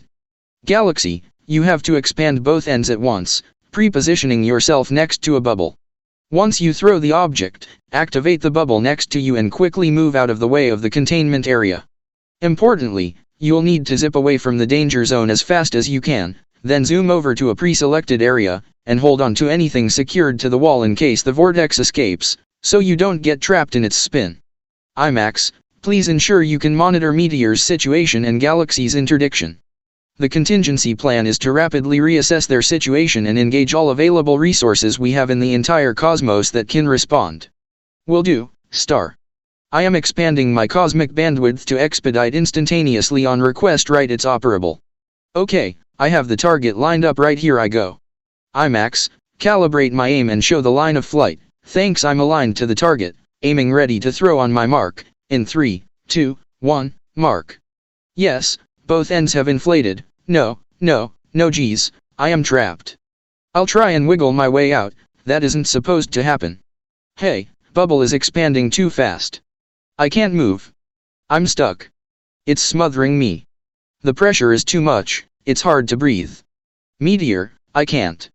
For what seemed an eternity, life went deadly quiet as a long drawn-out, eerie silence pervaded, flatlining vitality's liveliness, punctuating every part of everyone's consciousness with the unthinkable, and, in doing so, the cosmic aura of the prime code enveloped all in plight. Fearing the worst, Meteor intervened, for emotively within the minutiae of life's intimacies, where the intricacy of trials and tribulations beget the traditions of the crusades of the compadres, affirming in no uncertain terms, we fight to live. Calmly but ever so commandingly, Meteor commanded life force's internal consciousness to break through intimacy's shyness and enthusiastically encouraged Galaxy's heart to beat strong with defiant determination. Galaxy, hear my voice, now focus on your biorhythm, your life force, I know you can do it. Set your heart forth to navigate the meridians to planets thriving, on journeys to witness the cyclic manifestations of sunrises and sunsets, and to the sounds of your favorite moments of waves crashing as destiny awaits your command. For Commander-in-Chief of your life, you be. That's it, 1-2, 1-2, let your heart beat strong, vibrant of passion, summoning the rhythms of life to stage a super mega rock concert. Galaxy, don't give up. We can do this together. Let's fight for your life, I'll never give up on you, ever. Rallying to Star's prayers for help, IMAX summoned divine intervention. Heeding the call and observing the golden hour ticking away, Time said, "It is my prerogative to gift a fraction of a nanosecond to mimic timelessness's eternal time frame, so heart and soul have every advantage that I can bestow. With time now presiding over the defining space of a tick or talk of heart's beat, to slow or hasten as and when advantageous, and X wasn't preempted."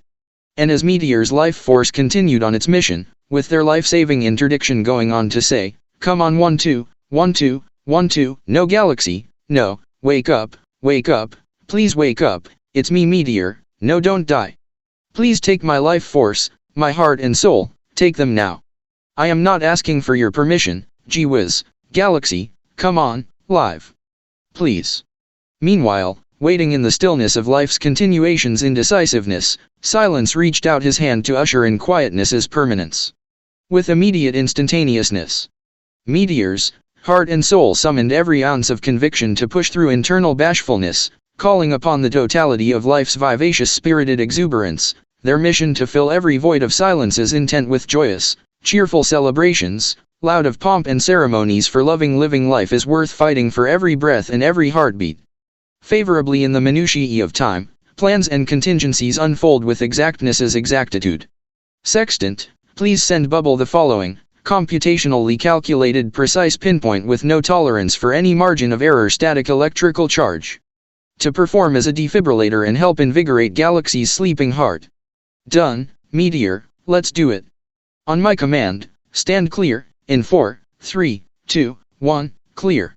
Letting out a loud gasp of life, Galaxy's lungs filled with dreams and aspirations of future intent unconstrained spilling over the brim, shouting out with vibrant vivaciousness of essence of existence's purpose, loving living life.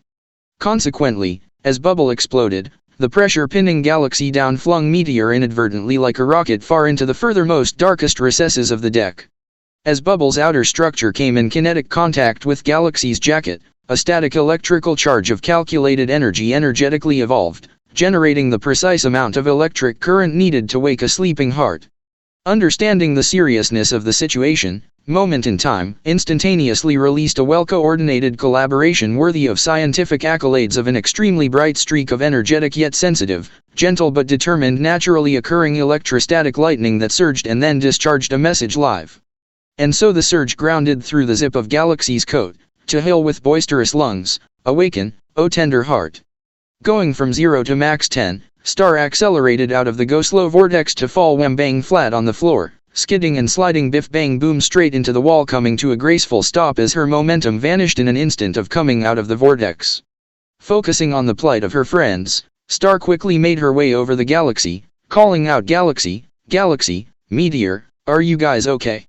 "Yeah, I'm okay, thanks, Star. But what a horrifying inimical experience. I am so grateful Meteor was there with me, he was able to talk me through the ordeal. That's strange he didn't send it through comms, nevertheless, you're safe. Meteor, this is Star, can you hear me, over, Meteor, Meteor, this is Star, can you hear me, over? Meteor, this is Star, nothing heard listening out. I can't raise him over comms, but his pulse is weak but strengthening. Awesome, it's returned to normal, and his biorhythm is beating with determination, purpose, and intensity. Hi, everyone. IMAX, it is so good to see you.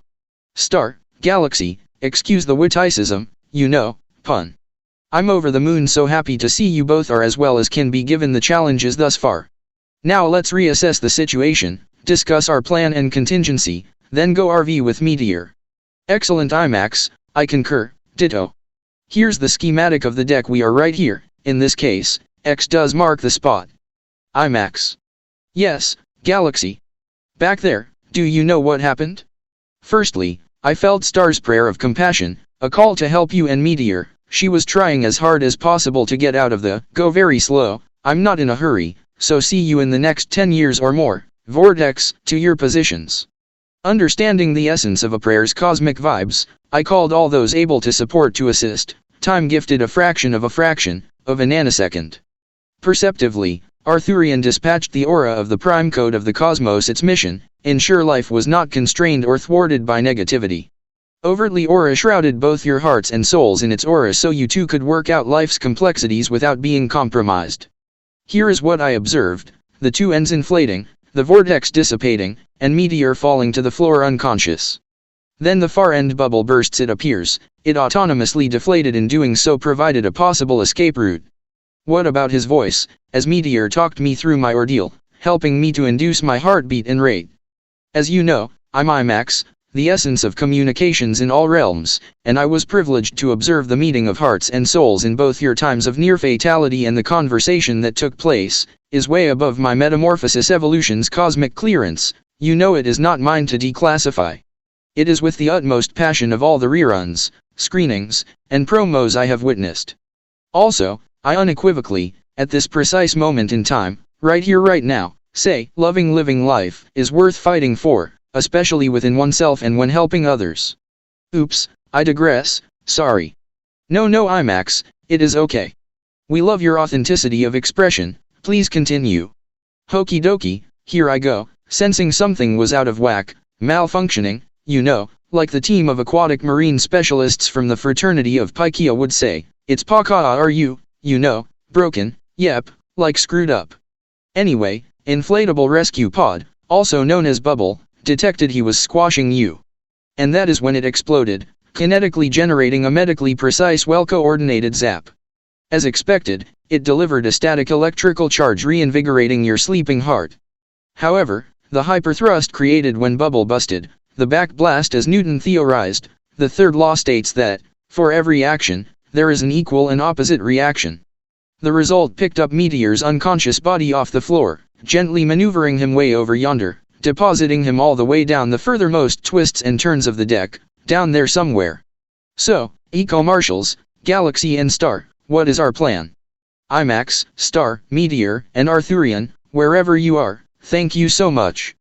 I will never forget what you all did for me. Looking at Galaxy, Star said, you would do the same for any one of us, we are family. Right, let's get these challenges to their end states. Star, based on your current observation of programs' evolving dynamics, what factors relating to the optimization of our survival do you propose we engage as a matter of urgent necessity? IMAX and Galaxy said we need to find Meteor. IMAX, at the end of this quick brief, locate our kind-hearted super dude and bring Meteor back, please. It will be my pleasure. Pass on to Meteor, be careful of persuasion techniques trying to trip him up and do something against his medical ethics, focus on the ode to the code of conduct which will help him defend his beliefs. We will keep up our momentum, analyzing every step we take, preempting possible challenges that may present themselves to us individually or as a team, reassess, then continue if we can, or rest if need be. Our contingency on sighting Meteor before we reach our primary RV point is to halt, stealthily recon the situation, analyze and adapt whatever resources are available that will help us mitigate to our advantage, as we'll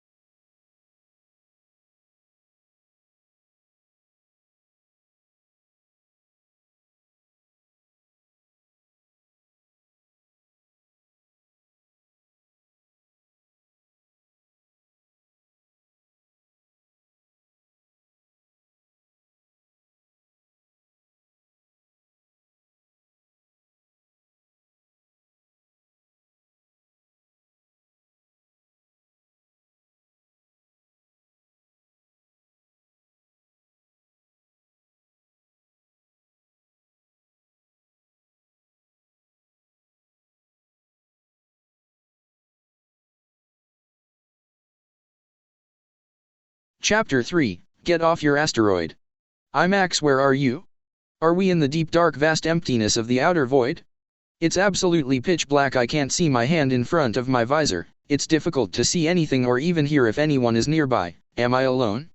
Why is it so eerily quiet? I don't understand why it has become so quiet. Has something bad happened? Am I in mortal danger? I haven't done anything wrong, I do not conform to nor do I cede and kneel to the dogma of dooms, ideological idiocy of autocratic totalitarian idiocracy. I am only 8 years old, what have I done wrong? Well, I will tell you, absolutely nothing. IMAX, please, where are you?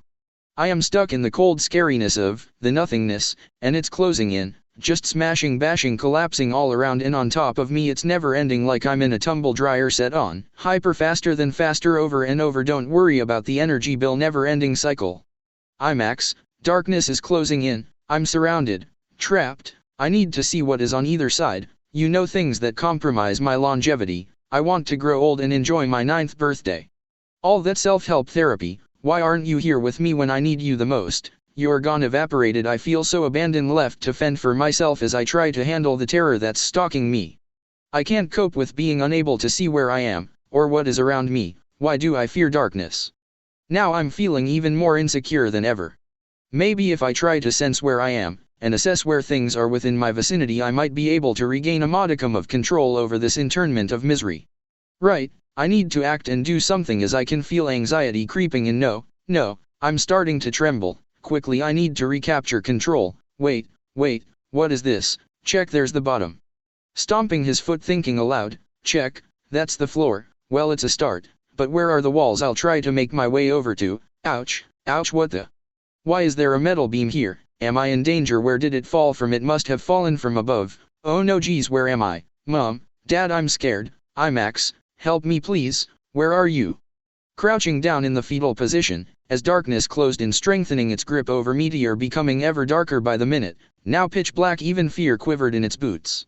Uncontrollably thinking aloud, allowing negativity to reign over him, thought, once I stood proud, strong, and most of all defiantly intrepid, now I am just a trembling, sniffling, weeping wreck of an 8-year-old super dude. Well, that is what everyone will see me as.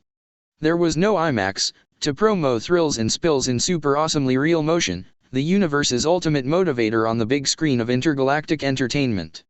Yep, you know it, it's the Terminator of Terminators, the last action hero of last action heroes, the Conan of Conans. To give that get off your asteroid, I'll be back pep talk, every 8-year-old, I'm just about 9 soon, super dude needs to hear. Nor was there a bright light shining at the other end of the tunnel, neither a guiding star in the cosmic skies to show him the way back to Mom, Dad, and what every just about 9-year-old wants parked in the hover bay. Yep, you got it, the latest Harley triple cam hydrogen nuke fusion electromagnetic hover bike plugged into the hover bay, enjoying a bit of the sun's ray, taking in the serenity of it all while juicing up. It was just one barely nearly 9-year-old boy, alone, scared, and in the most natural defensive protective posture set in his DNA, a process of evolution, crouched in the fetal position. With eyes appearing, if the lights were on, somewhat red, and his hoodie drenched in panic and tears, where once they were regulated now rains down, pummeling the floor, drowned out by the booming, thundering percussion of Meteor's knees trembling uncontrollably, clanging in fear, knocking so loud that thunder and lightning sought safe harbor, seeking therapy. Why are you scared? IMAX, is that you? No, I am not IMAX, and answer my question. It isn't complicated, like what is the distance between the quantum, unalloyed, and metaphysical universes, and that's one of the easy ones. So why are you scared of me? Who are you? When you close your eyes to sleep and rejuvenate, am I not there to help you achieve your objective? And when you switch your light off, am I not there so light doesn't tire you out, leading to an incomprehensibly unbearable level of stress, brought about by sleep deprivation? So why are you scared of me? Please tell me. What have I ever done to you to deserve such malcontent treatment? Tell me, please tell me. If you had the use of the infrared spectrum, would you fear me or embrace me as a friend? Am I not created equal as the air you breathe? I am, therefore I will be. Darkness, is that you? Thank you, and yes, it is me. I am darkness, aka the absence of light, not the absence of life. Please forgive me, I am truly sorry for my reaction to you. I was terrified. It's okay, Meteor, and that is an awesome start. Saying, was terrified, as in past tense, and I truly do understand your situation. I have seen it so many times before, and excuse the pun, but to move forward from this momentary impasse you need to see this problem as a challenge, not a threat. Your reaction, which is the defining statement that we will work on right now, especially as time leaves no one behind, but you need to catch the eco-friendly electroparticle accelerating hyperloop train, so jump on board, right, buckle up, it is going to be a rush. You know, like gone in a fraction of 60 seconds. Darkness, do you mean don't procrastinate? Spot on the mark, Meteor, time is there for everyone, but if you don't use it when it is there, sorry, there is no other hyper-electromagnetic hover bus coming anytime soon, but don't disappear, get ready for the next or enjoy a casual stroll until one comes. There's always another option. I'm getting it, thanks, as the fog of confusion is slowly beginning to lift. Okay, Meteor, let me say in no uncertain terms, you know beyond a shadow of a doubt cast by Mars's 2 moons in near eclipse, that fear is not a sign of weakness, it is a process of evolution, understood it is formidable as an ally. For you at this present time, your response to what is going on around you stems from what you allow your mind and body to manifest inside of yourself. That is what generates either negative or thoughtful actions, you know, your behavior, like fear, anger, or love expressed through your actions, like being scared of me. But never take me for granted, recognize that one of your primary defensive capabilities is compromised, for without light you cannot see and you may fall and it will hurt, so react appropriately and compensate, and use your other senses to their full potential. You need a plan that includes tangible, easily accessible, certifiable approaches proven to work. Stuff that helps you progressively, bringing about the personal changes required to improve upon the status quo.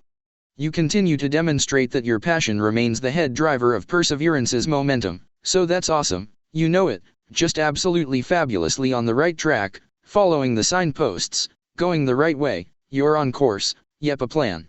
Oh, and by the way, Meteor, you are right, you have done absolutely nothing wrong, and yes, you are 8 years old, however, your fortitude of identity epitomizes the character of the vanguard champions of the Order of the Glorification of the Good, stoic, courageous, intelligent, and true. Soon I'll be 9, so I really would appreciate your help, please, Darkness, as I will have oodles more life support systems optimization responsibilities to take on. Great, if you are willing to listen and then consider forming a plan, well, we are on the right track. Right, let me try and explain my analysis of your situation. So, if one associates helplessness with indirect unrelated situations going on around them, as you allude to, the dictators slaughtering families, gluttonous oil cartels and traffickers of children, and those involved in modern-day slavery as a business, that becomes problematic as it compounds the emotional outputs you generate. I get it. You mean because I was angry and scared, I deflected addressing the dilemma I created by allowing my thoughts to run amok, focusing on issues I passionately dislike like dictators and such, instead of acting straight away and dealing with my main circumstance there and then. Yep, and excuse the analogy, but a bit like not applying first aid to a cut, then it festers and goes septic. That is the most applicable comparison as I understand the medical environment, and that in itself gives so much clarity to the fog in my head at the moment. Meteor, during your self-awareness discussion with yourself, you were about to ask God, why dictators are allowed to wallow and bask in their ill-gotten gains and you have to suffer. Yep, I was feeling so upset about my situation. As I see it, Meteor, you need to disassociate Darkness from the evilness you mentioned, and I know you weren't including me in their dealings, but that is the first point. Also, you may be nearly 9, but you know life is about living. There is no magic wand to wish whoosh about to make the dictators go away unless it's another humongous asteroid heading for planet Earth, but then that is bye-bye everyone. You need to get off your asteroid and fix it yourself. Are you talking about cleaning up my room, taking out the trash, so I can see things more clearly, thereby they become easier to work with, and yep, I get it too, get off my asteroid and make life happen for me. Yep, that is it, now you got it. What better way to demonstrate your appreciation for life than by helping to maintain it so it can evolve? Now let's look at how to approach your concerns about the state of humanity, as well as see if we can use it as an example towards dealing with your phobia. If we take Papa Tuanuku, Mother Earth of Life, as our planetary example, unfortunately, totalitarianism remains a threat to humane humanity on Earth and throughout the cosmos. This is where you and every other life force rooting for the glorification of the good can make a difference. Be smart about how you do it, and one way is to become the cosmos's and humanity's ultimate champion of kindness, hope and optimism and all things awesomely good. Importantly, Meteor, change is a choice, and a component of democratic societies, the freedom to decide. As with your phobia, you will have the tools, and you make the decision whether to use them and to what degree. The methodology we can use to overcome authoritarianism is by design non-invasive, maintains privacy, and most of all is a positive statement about one's character that their mum and dad will respect. Simply by knowing, one can participate as a conscientious connoisseur purchasing items that reflect the positive aspects of humanity, Desisting from buying goods that go towards filling the gluttonous pockets of authoritarianism is a choice they can make, and they don't need to broadcast the fact. The flow-on effect of withholding even a single piece of kryptonite, or an ounce of gold, diamonds, or the dollar, limits the evil they can inflict on the vulnerable, makes the righteous almighty God-given power of the almighty dollar hand in hand with the smarts of the connoisseur, an unstoppable force for awesomeness personified. Life has proven to incorporate progression, not stagnation, pumping all that carbon dioxide deliberately released into paradise's millennia in the making breathable air supply, then to shamelessly burn the Amazons responsible for replenishing all our breathable air. Once gone, then it is end X, and simply reflects a state of idiocracy. My point is to avoid becoming overwhelmed, as many hands make light work, and maintaining a planet's life support ecosystems is best done with friends like everyone on Earth. Next up, analyze and choose your tools, the smarts, then act when appropriate to ensure to derive the advantage, not relinquish it. Ergo, approach situations, be they complex, or otherwise, as a challenge, view them as implementing a plan of progression leading to futures fantastic of endless possibilities. So, without further ado, let the action begin. Oh, gee whiz darkness, I am amped up to the max and ready to rock on. By the way, did you study with Arthurian? Now this may sound like the contradiction of all time, but Arthurian is the light I follow, as he has proven himself to be the real thing, and I am darkness. His encouragement allowed me to understand my worth, and so now I support the glorification of the good, where and when I can. Okay, super dude, first up, to necessitate the facilitation of such a mammoth undertaking, we need to call upon velocity, trajectory, and momentum to support your transformation by directly accessing easily accessible resources. One of your first ports of call is right in front of you, metaphorically speaking. Yep, that's right. No, not me, it's IMAX. Yes, IMAX, as humble as he is. He's a powerhouse of objectivity, no fakey-wakey news here, mate. Your first action point is to ask for access to his archives. He has several of humanity's best self-help get off your asteroid and fix it, really cool stuff that actually works. I know, I've tried them, and it features prominently in maintaining a convivial demeanor when working on situations like yours. Yep, you know it. It's Professor Carol Dweck's The Growth Mindset, Meteor, you may ask, with all the training program reruns beaming from Earth's YouTubing metaversing about what comes first. The scoop of ice cream or the cone, and what comes after. By connecting the dots, you know how these things will fit together. Okay, let us focus on the fixed and growth mindsets. In your case, we will analyze your particular phobia. In addition, you will identify just precisely how one thing leads to another. Moreover, how a belief that your talents, the way you think things through, are chiseled in stone, you know, fixed for life, that is it, there they are cemented in, leads to a myriad of thoughts that take you one way, which is mostly the same way you came from, and intend to do again, aka the fixed mindset. This directly applies to you, Meteor, so, when you come into contact with me, aka the absence of light, not the absence of life, darkness, your neural pathways light up the same old highway. Here is a summary of your routine. Every time we meet, you get scared, then you tremble, and then you cry. Why? Because you are in a fixed state of mind. You do not allow changes to occur. You just keep going on the same highway, manifesting these actions when you meet darkness, scared, tremble, and cry.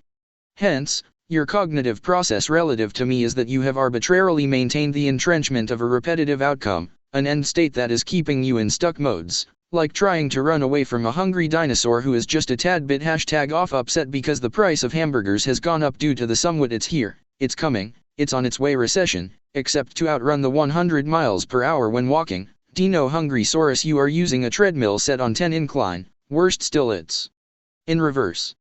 You know, like bumper to bumper at the intersection with a stoplight and it is red, that's it, there is no green or amber anywhere in sight.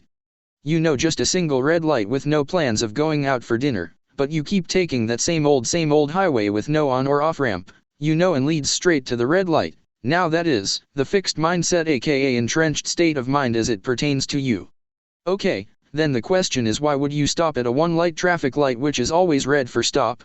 Analytically, Meteor, when we break down an entrenched mindset, aka fixed, falls into one or all of the following traits, but not limited to: success is about being more gifted and better than others. Likewise, failure remains unacceptable and a condemnation, a measure of you as a person, as effort is for those who cannot make it on talent alone. Therefore, for those who think that way change is difficult, as the alternative is that success is about being your best self, and failure is an opportunity, with an effort seen as the key to achievement. Now, as a practical example, Meteor, notice the difference in how your demeanor, bearing, and overall persona changed when you observed either mindset. Observantly with the fixed, you were set and sluggish. In contrast with your exposure to the growth, you became super dude Meteor eco-martial extraordinaire, able to rebound from several attempts to refocus, strategize, and try a new approach, and along the way, you were able to learn something new. As you can now appreciate, being a super dude is about having a perspective that supports all the endeavors one can imagine doing, accomplishing, and if not yet, then once you're ready, then approaching the challenge from a new improved position, or not, it is whatever you deem, assess as optimal, the best choice given the circumstances you are dealing with.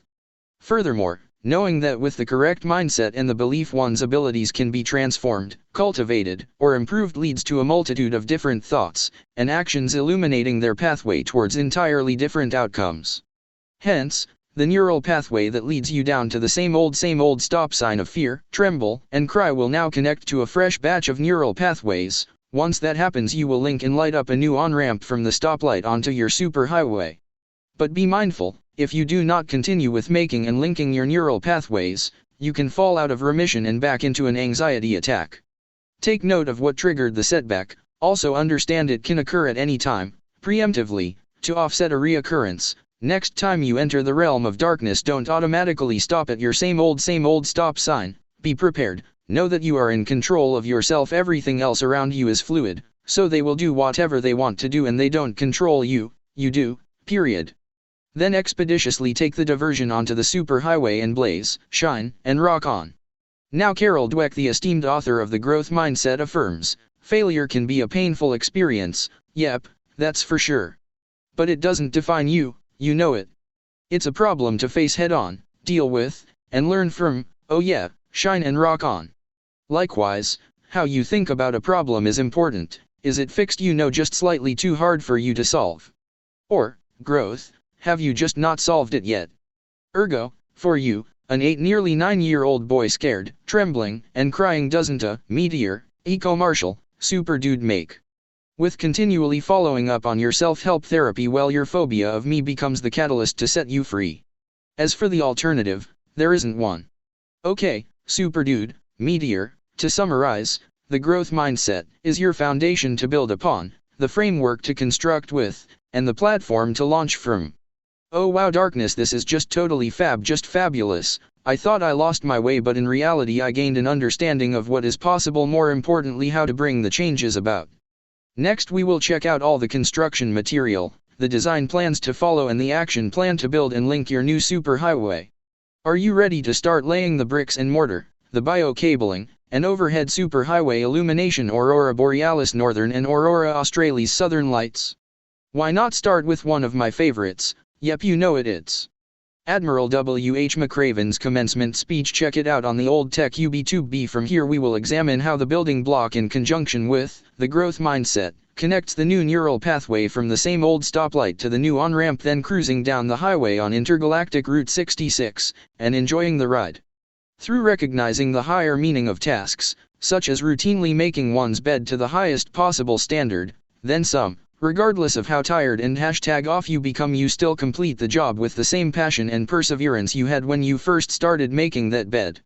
All the mundane tasks are metaphors for the passion, drive, perseverance, and all the other attributes required to handle and see the mission through under the ultimate pressure, which can lead to stress and possible failure of the objective. What is critical for you to grasp is we don't set out to fail, hence, success is determined by the effort attributed to planning, developing contingencies, training to achieve the objective the first time around, and if not, reassessing, adapting, then evaluating, has the mission changed? If so, why and how are you going to meet the end state? Before it was bumper-to-bumper traffic at the red stoplight. A point to remember is that the manner in which we carry out the challenge is as important as the challenge itself. Akin to making one's bed with the same passion and commitment when they first started, but under ever-increasing fatigue. Essentially, those actions create the neural pathway that connects the old to the new, providing the momentum to traverse, discovering potentially more possibilities. Awesome indeed, I totally get it. Darkness, quite the motivational articulation of affirmations avidly accompanying an ardent appetite. According attributes assigned appropriately advising action and assured assessments achieve above average accolades, absolutely astoundingly awesome. Too right Meteor, too right indeed. Please correct me if I am wrong in my summary, darkness. Will do. So when it comes to me feeling a bout of apprehension, that is possible a precursor to a heightened state of anxiety leading to my current reaction stopping at the red stoplight and not progressing any further, just stuck in static orbit at the end of my current neural pathway assigned to my fear of darkness.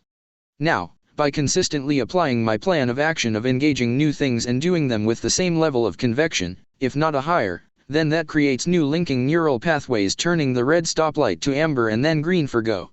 Yep, well done, that about sums it up quite nicely.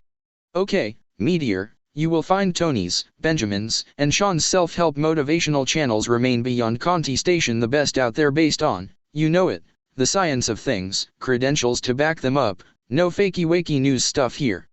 Tony Robbins featuring on Old Time Tech YouTube channel. My advice is to check out Tony's amazing collection of motivational viewing with donuts and coffee. You'll enjoy watching and putting them into practice. Yep, that also means dunking the donuts, with one caveat, no procrastination allowed. Dr. Benjamin Hardy's difficult situations, check it on Old Tech YouTube. In addition, you'll receive explanations coupled with his trademark easy to understand clear examples, followed by tangible actions. You will be feeling in control of being in control. You will know there is work to do, but be aware of the beneficial outcomes that await you, and watching then actualizing the self-help mediums represents the momentum you require with an end state that puts you in the driver's seat, designing and owning the company the next Formula Racing Eco Supercar, and loving every minute of it. Sean Akers, The Happy Secret to Better Work, also available Old Tech YouTube. Are you looking for that festive season feeling and how to regain it? Well, at least the feeling of happiness that it brings in life.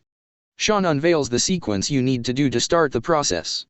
So bearing in mind we have covered the use of the growth mindset and the actions to create new neural pathway links through action plans and motivation, The Happy Secret to Work sheds light on how perceptions contribute to our state of mind. So by understanding certain views we have towards how to achieve at higher levels than others do, and whether there remains a different reality used to challenge mainstream with a more dynamic approach brings about higher level results, with a differing formula for success.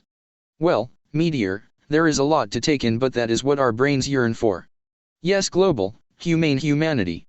Here is a special edition letting you know you are not alone in your endeavors to help others, and that there remains a highly dedicated team of intergalactic adventurers who care about humanity, and life forms rights.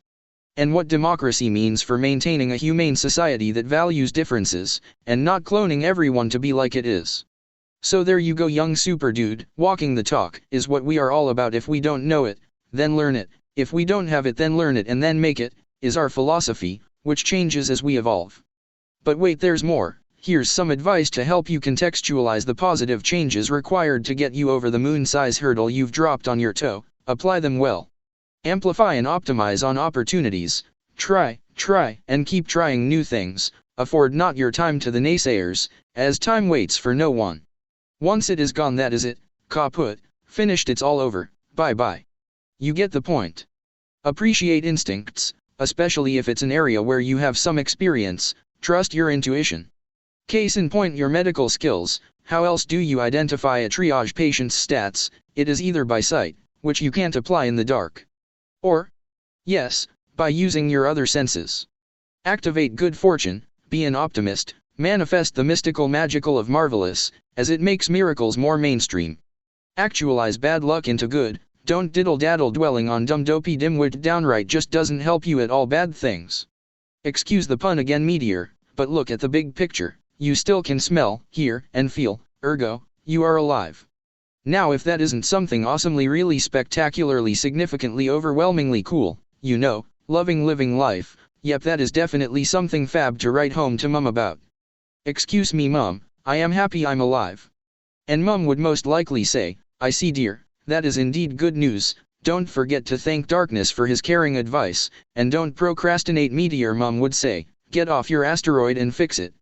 You would most likely say, okay Mum, doing it right now, love you Mum.